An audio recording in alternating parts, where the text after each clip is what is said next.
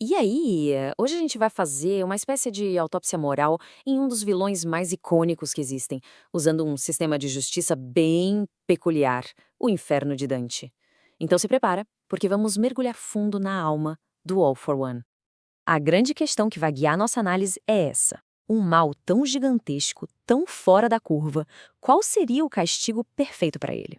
É como se a gente estivesse montando um tribunal cósmico para decidir exatamente onde o All for One vai passar a eternidade. Olha, para começar, a gente precisa entender uma coisa muito complexa. All for One não é um criminoso qualquer. Ele se enxerga como algo completamente diferente, sabe?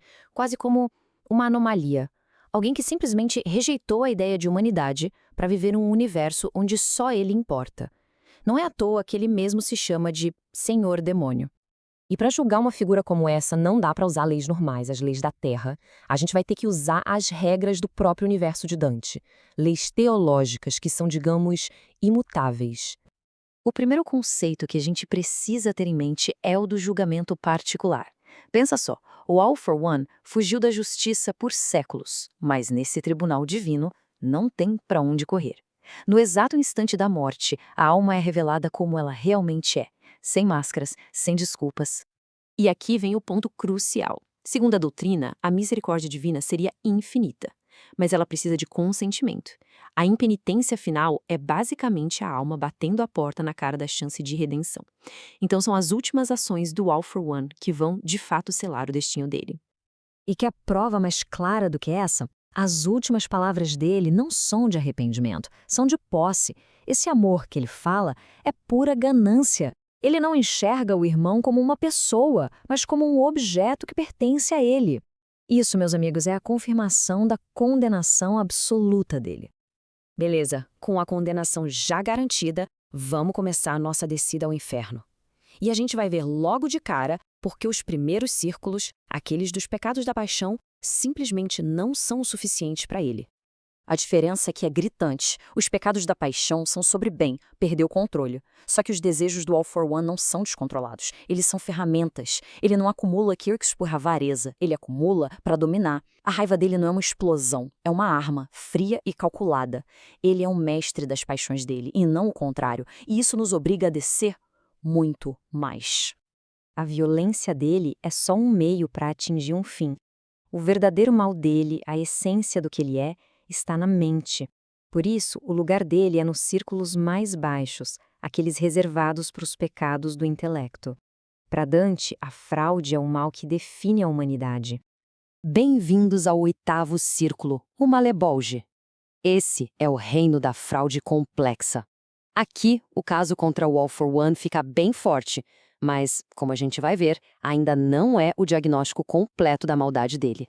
E olha, os crimes dele se encaixam aqui como uma luva. Ele é um ladrão que rouba a própria essência das pessoas. É um semeador da discórdia que quebra a sociedade só para poder reinar sobre os cacos. E ele age quase como um pontífice do mal, negociando poderes como se fossem algo sagrado em troca de servidão eterna. Mas aí fica a pergunta, é só isso? Ser um ladrão genial e um manipulador de primeira, será que isso realmente captura a essência do que ele fez? A resposta de Dante seria um sonoro não. Existe algo muito, muito pior. É aqui que Dante traça uma linha bem clara no chão. Uma coisa é enganar um estranho. Isso é fraude.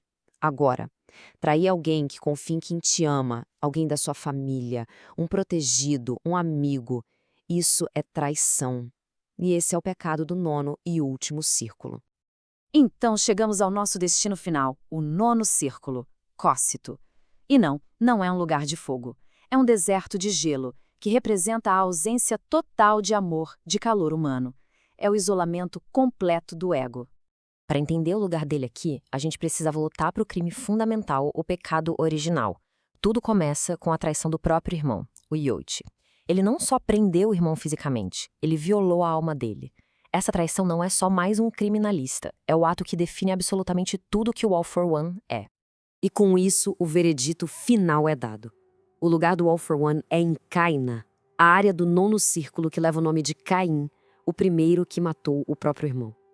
É o lugar reservado para os traidores do próprio sangue. No inferno de Dante, a punição nunca é aleatória. Ela precisa espelhar ou inverter o pecado de uma forma perfeita. É o conceito de contrapasso. É a justiça poética na sua forma mais brutal e assustadora. E qual seria então a punição sob medida para ele? Primeiro, o corpo. O homem que queria controlar tudo e todos vira um bebê. Um bebê grotesco, completamente indefeso, congelado no gelo. A impotência eterna. Segundo, a obsessão. Ele vai ser forçado a ver o espírito livre do Yoichi para sempre, ali bem perto, mas sem nunca poder tocar. Uma fome que nunca vai ser saciada. E por último, a sua criação. O Shigaraki, que ele moldou, agora é um parasita fundido às costas dele, torturando-o eternamente, corroendo seu corpo em câmera lenta. Então, vamos só recapitular essa jornada. A gente começou com os crimes mais óbvios dele, como roubar Kirks, que o colocariam na fraude, no 8º círculo. Mas isso parecia pouco. Aí, analisamos a traição dele aos seus protegidos, como Shigaraki, o que já nos levou para o 9º círculo da traição. Mas até isso era só um sintoma. A autópsia completa nos mostra que todos os pecados dele são apenas ecos daquele primeiro e mais terrível ato, a traição do seu próprio sangue, a traição de Yoichi. No final das contas, a justiça do inferno é perfeitamente irônica, não acha? Ele queria que tudo fosse para ele mesmo, e o desejo foi concedido. Ele ganhou um universo inteiro, contendo apenas ele e o seu sofrimento eterno, congelado no coração da própria maldade.